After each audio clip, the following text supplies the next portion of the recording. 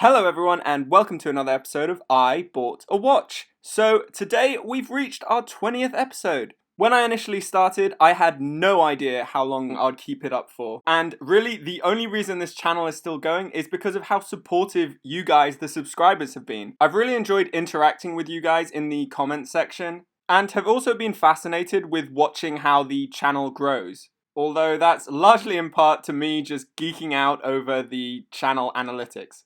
Alright, enough chatter. I need to stop rambling about whatever it is I'm talking about and get straight to the point and announce the winner of the watch giveaway. And the winner is Time in the UK. Hopefully we can get in contact and then I'll send this watch to you as soon as I get your details. Alright, enough housekeeping. Let's get on with the review. So today we're going to be looking at this, the Casio W-210 1BVES. Which I bought discounted on Amazon for £13.45, which is supposedly half the retail price. I bought this one for a few reasons. First, the look. I'm a big fan of the idea of a G-Shock, a do-anything, go-anywhere kind of watch. However, the size and bulky nature of G-Shocks have always held me back from pulling the trigger. Because of this, I've always looked elsewhere for a durable timepiece that I won't have to worry about getting snagged on the straps of my bag. This landed me at the Timex Ironman, a watch often used by the modern military for just that very reason. However, the Ironman often comes in at around the £50 mark. So when I saw this for just a fraction of the price, which quite obviously shares some of the key design characteristics of some of the Ironman models, I decided to snap it up and see if it was any good. Okay, let's get a closer hands-on look at this piece then, shall we? I'm gonna be honest, I have taken this one out on holiday for the past week, and it's been through some pretty rigorous testing. But before I talk about that, let's go through some of the dimensions on this piece.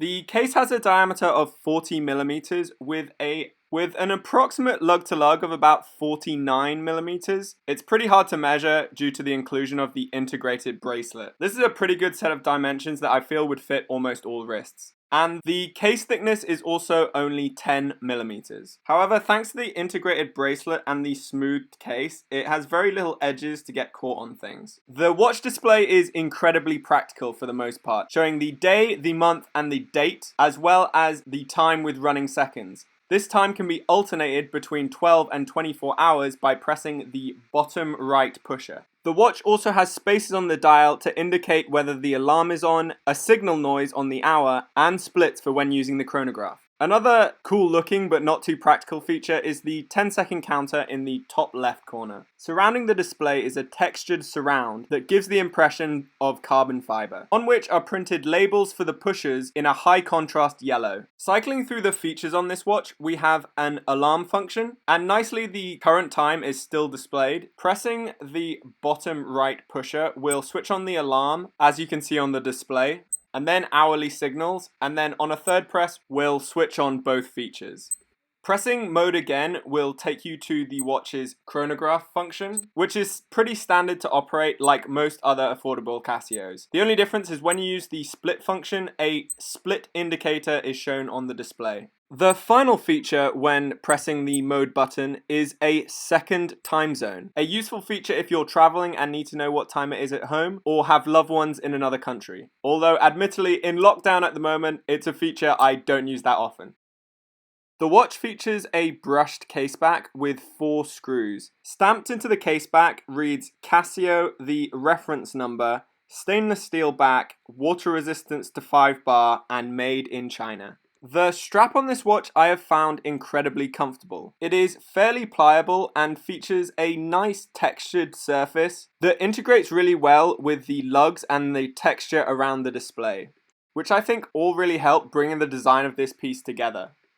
However, all that being said, my only real issues with this watch are the size of that buckle and this floating keeper, which although they may look good in design, in practice that buckle does tend to snag. And in only having one keeper, you always have a bit of a lip when wearing it on the wrist. A feature of this watch that I do like is that 50 meters of water resistance, and over the weekend I tested that pretty thoroughly by taking it sea kayaking and swimming in the Atlantic Ocean. But enough talk, I think it's time to get this on the wrist. Now, as you can see, this one fits a treat on my wrist. Not too big, as it will get snagged on something, but not too small that I have difficulty reading it. Lightweight, packed full of features, and a decent water resistance. This is a watch you can just slap on and really forget you're wearing it. And in my opinion, it looks quite good to boot. A really good watch for a really good price. I think this is well worth the investment, especially if you've got slightly larger wrists and you want something a little different than the standard F91W. However, unfortunately, it's not all great. This buckle. Now, this buckle seems to hook on all kinds of things due to its oversized design. I'm not 100% sure what they were thinking. An easy fix to replace, but still annoying nonetheless. I'm not sure if it completely ruins the watch, but I'd be interested to hear what you guys think in the comments below. Also, here's a question. Would you ever not buy a watch simply because it's got a terrible strap? Again, let me know in the comments. Alright, that does it for this episode, guys. Episode 20 done and completed. I can't believe I'm here. Thank you guys all so much for watching and subscribing. And if you haven't subscribed, please do consider it. It does help the channel out. And as always, stay safe. Thanks for watching. Bye-bye.